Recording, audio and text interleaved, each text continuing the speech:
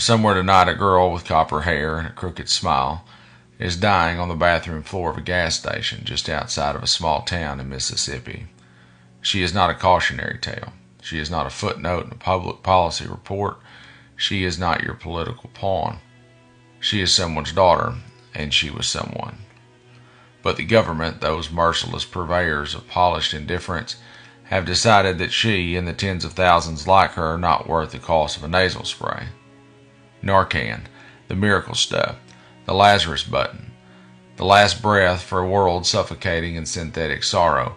They are cutting the funding, slashing it to the bone, deciding with a shrug and a spreadsheet that resuscitation is too expensive. I struggle to fathom a state so absurdly hypocritical that it manufactures an epidemic through corporate complicity, then criminalizes the casualties. Purdue Pharma set the match. The Sacklers got rich and the poor got hollowed out like an abandoned house. It's the same formula as always. Privatize the profit, socialize the corpse. But this is not just a public health crisis. It is a spiritual dismemberment. It is watching your best friend nod off mid-sentence and never wake up again. It is mothers dragging their sons out of trailer park bathrooms, fathers sobbing into the sleeves of hoodies that still smell like their daughters, and all the while the wolves in Washington hold hearings and speak of border security.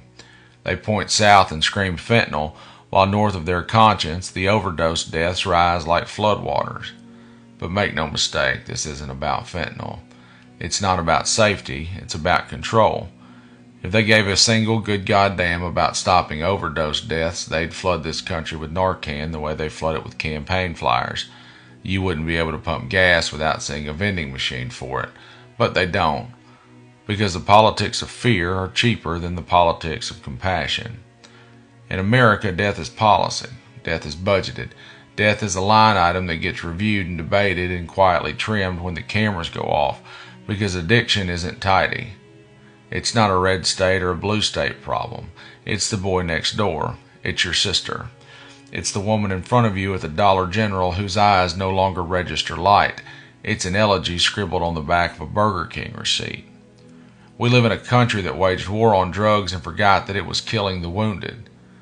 Where junkie still sounds easier to dismiss than human being, where we criminalize sickness and pretend it's justice, where billionaires get bailouts and addicts get body bags.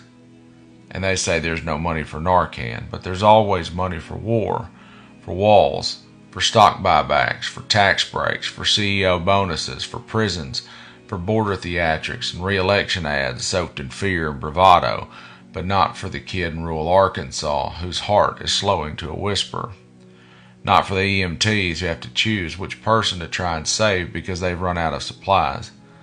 Not for the family praying over a hospital bed, holding the warm hand of someone who was cold an hour ago, brought back by that one last dose of Narcan.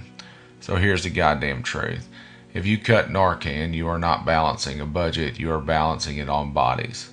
And maybe you'll sleep fine tonight, but some won't. Because all the dark is wolves outside. And some of us are still trying to build a fire, and some are still standing in the doorway waiting for someone to come home. Define still death.